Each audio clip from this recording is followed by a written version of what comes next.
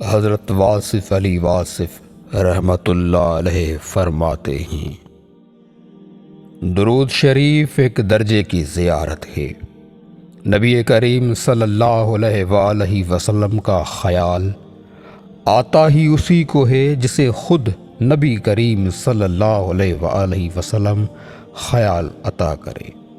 رجوع امتی سے پہلے آپ صلی اللہ علیہ وآلہ وسلم خود ہی کرتے ہیں۔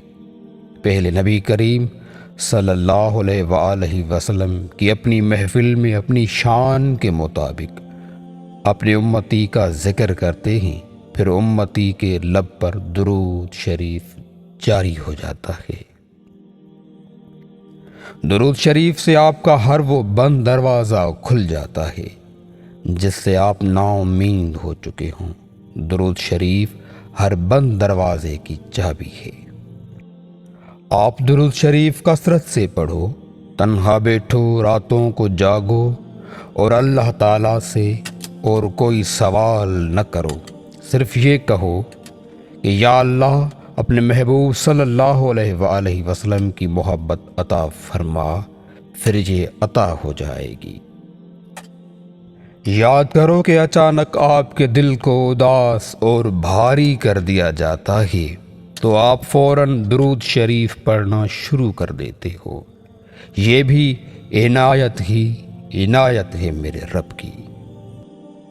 دعا یہ کرنی چاہیے کہ یا رب العالمین ہمیں درود بھیجنے والا بنایا جائے۔ درود بھیجنے والا باوضو رہے تو بہتر ہے، اور وہ ہمہ حال درود بھیجے تو بہت بہتر ہے، اور اس یاد میں رہے تو بہت بہتر ہے۔ اس کے بعد حضور پاک صلی اللہ علیہ وآلہ وسلم کی زندگی کو دیکھنا، آپ صلی اللہ علیہ وآلہ وسلم کے واقعات کو دیکھنا، پھر درود بھیجنا، آپ صلی اللہ علیہ وآلہ وسلم کو یاد کرنا اور آپ صلی اللہ علیہ وآلہ وسلم کے خیال میں رہنا، یہ ہے درود کی کیفیت۔ اس امت کے لیے مہربانی ہے، اس کو تکلیف آتی ہے، عذاب نہیں۔ اللہ کب راضی ہوتا ہے؟ جب آپ ایک دوسرے کو راضی رکھیں۔ اگر نیت صاف ہو جائے تو 70 سال کا کفر ایک کلمے میں پاکیزہ ہو جاتا ہے۔ وہ شخص اللہ کو نہیں مانتا جو اللہ کا حکم نہیں مانتا۔ اولاد خوش قسمت ہو تو ماں باپ کو خوش قسمت بنا دیتی ہے۔ غم چھوٹے آدمی کو توڑ دیتا ہے۔ اگر غم میں غم دینے والے کا خیال رہے تو پھر انسان بہت بلند ہو جاتا ہے۔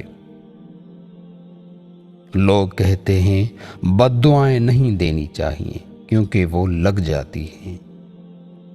پھر میں کہتا ہوں انسان اگر بد دعائیں نہ بھی دے تو اس کا صبر لگ جاتا ہے۔ نیت کتنی بھی اچھی ہو مگر دنیا آپ کو آپ کے دکھاوے سے جانتی ہے، اور دکھاوا کتنا ہی اچھا ہو مگر اللہ آپ کو آپ کی نیت سے اجر دیتا ہے۔ کوشش سے نصیب نہیں بدلتا، کوشش کی داستان الگ ہے۔ اللہ کو ماننا چاہیے، اللہ کو جاننا مشکل ہے۔ ہمارے ذمہ تسلیم ہے، تحقیق نہیں۔ تحقیق دنیا کی کرو اور تسلیم اللہ کی۔ کہیں ایسا نہ ہو کہ ہم دنیا کو تسلیم کر لیں اور اللہ کی تحقیق کرنا شروع کر دیں۔